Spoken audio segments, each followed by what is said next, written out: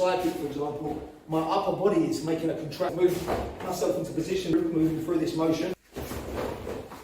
How to get higher kicks. We need to improve a few different areas in order to improve our kicks. It's not just simply getting more flexible. You know, people tend to think if I can do the splits, then I can do higher kicks.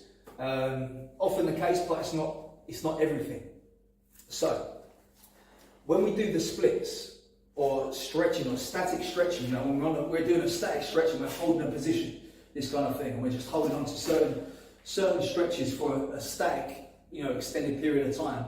This is improving our passive range of motion, okay? So a range of motion in a still position.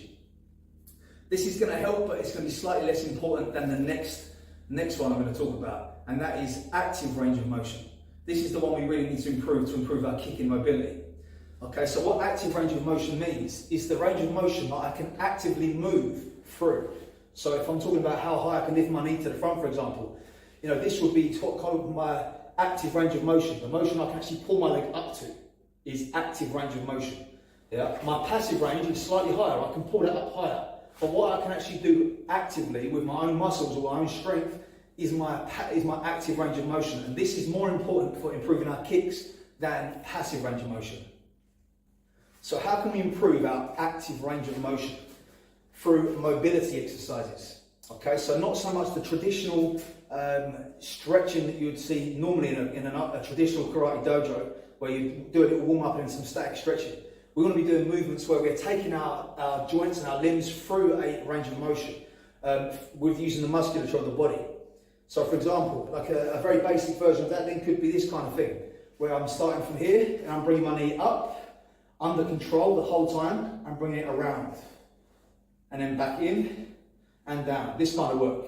This is actually improving my active range of motion because I'm controlling the limb through that movement. We can also do things like kind of leg swings where we're going to be dynamically moving through. Moving through this motion, using a little bit more momentum to take it a little bit further. We can also use movements like almost like a Romanian deadlift kind of position. So from here I can cross my arms and I can send my hips back, so I'm lengthening the hamstrings through the movement, and then drawing back up again. So I'm lengthening the hamstrings through the motion, and then drawing back up, using the hamstrings to make that action, to make that movement. Kicking is obviously an active movement. You know, we're using the muscles to deliver the kick, so we can't be reliant on this passive flexibility where I'm holding myself in a position. I need to be able to move myself into positions with my own, my own force, my own musculature.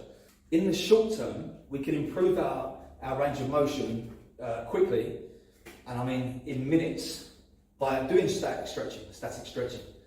Because what creates that kind of tightness or stops you from going further is the central nervous system, that stretch reflex. Your body's trying to protect yourself, so when you're going into a stretch, the muscle will stop you from going any further. And we need to kind of deaden that reflex, or deaden that sensation, by allowing the muscle to relax in that position. So I could be down here, for example, just breathing into that, nice deep breaths and just relaxing, letting the muscle know that it's okay to be there at that length. After this, the muscle then have a little bit more range of motion before that kicks in. That reflex kicks in, which will allow us to extend the leg a little further maybe. This is obviously on the short term, but if we do this over the long term and allow the muscle to get used to that, we're going to see an improvement in our flexibility this way. The next area is to think about our core, or our abdomen. The strength of our waist is important, or our lower back, our waist, our abdominals, because that is involved heavily in kicking. You know, when I'm doing a side kick, for example, my upper body is making a contraction this way with the obliques and stuff. So I must have a strong core in order to lift my leg up this way, because the leg is being lifted not only by the hip flexors, but by the abdomen as well. So having a strong musculature in the abdomen and around the body is going to help us with our kicks as well, because all the time our legs be lifted up by our body as well. So there's just a few ideas to think about when you're trying to improve your height of your kicks. It's not simply getting into the splits. You know, the splits are not as important as you think.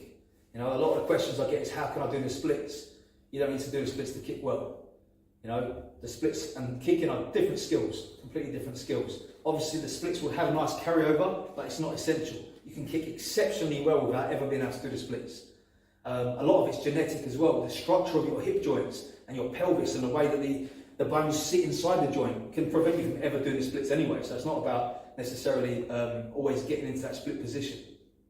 So as always, if you enjoyed the video, like, subscribe if you haven't done already, and share it with your friends, and I'll see you next time.